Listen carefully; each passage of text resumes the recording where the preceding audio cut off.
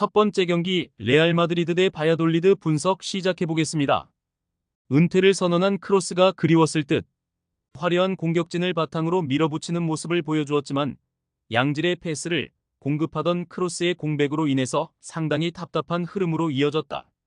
그나마 퀼러가 교체로 나와서 상대 수비를 헤집는 모습을 보여주었고 비니시우스와 호드리구는 직전 바야돌리드와의 대결에서 1골 4도움을 합작한 기억이 있다는 점은 긍정적으로 볼 수 있을 듯 바야돌리드가 레알 상대로 맞불을 놓을 수 있는 상황은 아니다.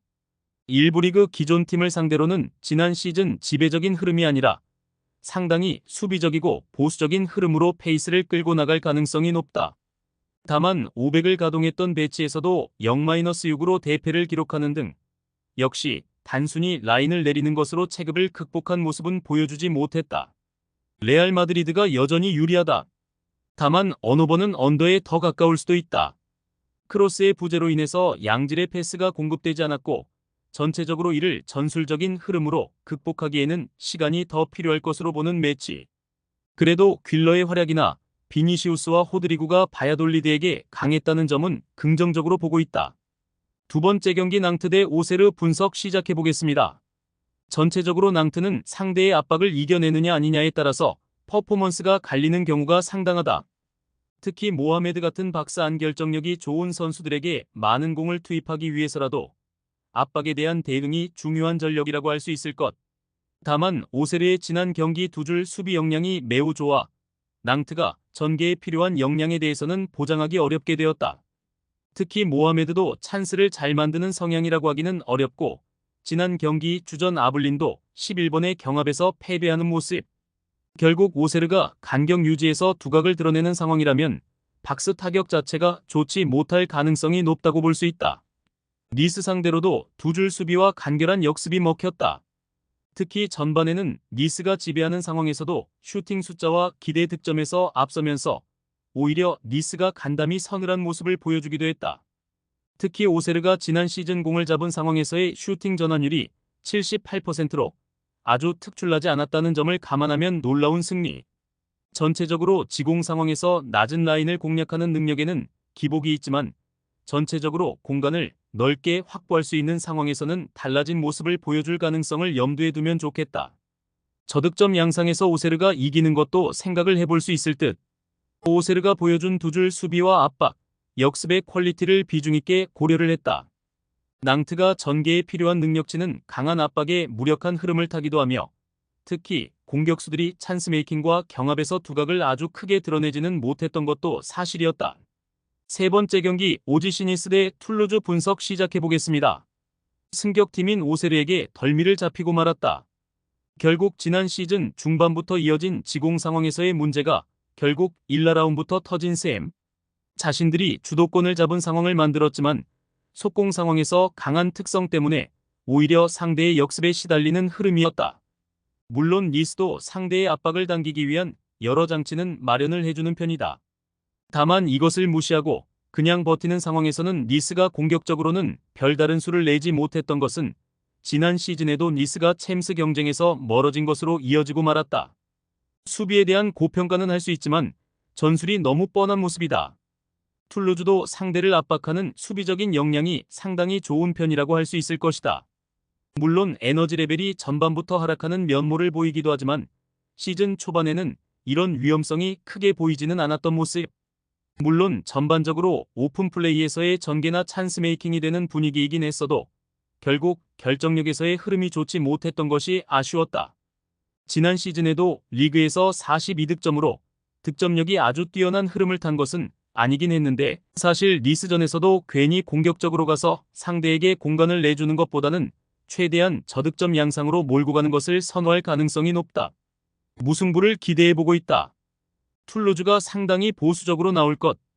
특히 니스는 라인을 아주 내리고 플레이를 하면서 저득점 양상을 만들어내는 팀에게 약한 모습을 보인다.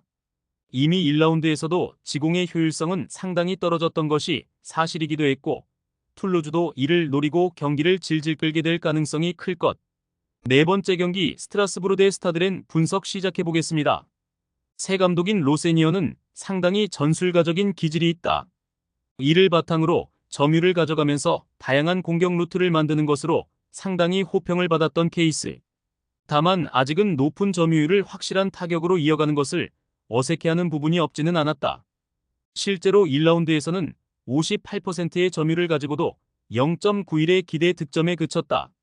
이는 아직 전임 감독의 색채를 다 지우지 못한 것으로 이해할 수 있을 듯. 전임 BA라는 기동력이 좋은 선수들을 상당히 선호했는데 이들이 정교함보다는 폭발력에 의존하는 성향이 강했다. 아직은 확실한 패스 경로를 확보하는 것이 아쉬운 상태. 리옹 상대로 3-0 깔끔한 승리. 하지만 전체적으로 렌이 미드필더의 공격적인 운영을 하는 상대에게 약했다는 점은 여전히 유효할 것으로 보인다. 스코어가 렌 쪽으로 압도적이긴 했으나 경기 내용은 서로 팽팽했다. 지난 경기 두 팀이 모두 기대 득점이 2골이 넘었을 정도로 일진일퇴의 팽팽한 흐름을 보여주었다. 리옹 측에서 주포인 라카제트가 징계로 나오지 못했던 것이 렌 입장에서는 다행이었다고 할 수 있을 듯. 렌이 자신들이 점유를 가져가는 상황에 전체적으로 강한 편인데 스트라스부르가 기조를 웅크리는 것에서 공격적으로 전환한 것이 썩 달갑지는 않다. 무승부 가능성이 높아 보인다. 일단 스트라스부르가 중앙에서의 전개와 힘을 가지고 밀어붙이는 것으로 나서고 있다. 렌이 이런 성향의 팀보다는 웅크리는 성향의 팀을 두들기는 것에 더 강해. 이 변화가 상당히 고달플 수 있다고 본다. 물론 스트라스부르도 아직은 정교함에서 전임 감독 비에이라의 색채를 다 지우지는 못한 것으로 보인다. 다섯 번째 경기 리버풀 대 브렌트포드 분석 시작해보겠습니다. 입스위치의 아주 강한 공격에 당황했다. 패스가 롱패스 위주로 이어지면서 의도하지 않게 전술적으로 단조로운 상황을 자주 맞이하기도, 특히 브렌트포드도 상당히 압박 강도가 높다는 점도 어느 정도는 부담일 수 있다. 다만 전체적으로 전술적으로 계단식으로 이어지는 정교함이 후반에 보였고, 특히 체력이 빠진 후반에는 오히려 리버풀이 공간을 넓게 쓰면서 상대를 두들기는 양상을 보여준 점은 상당히 인상적으로 볼만했다. 브렌트포드도 토니 없이도 위사와 은베모의 활약이 상당히 좋았다.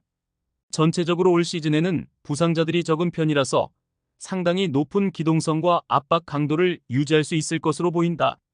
다만 문제는 체력이 빠진 이후의 대응.